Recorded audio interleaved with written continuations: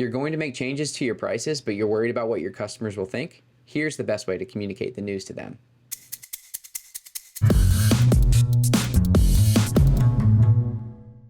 It's totally natural to feel anxious when considering making changes to your prices. But if you're upfront, honest, and prepared when communicating the changes with your customers, you can navigate the change effectively.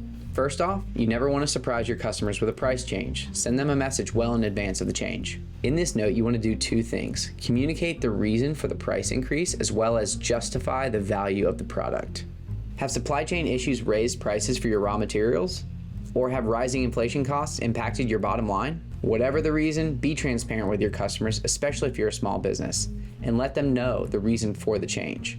Remind your customers why your product is so valuable and why you didn't want to cut costs and deliver them an inferior product. Similarly, double down on statistics, research, or content that shows the value and impact of your product to make your customers' lives that much better. Focus on your value statement and stay consistent with it.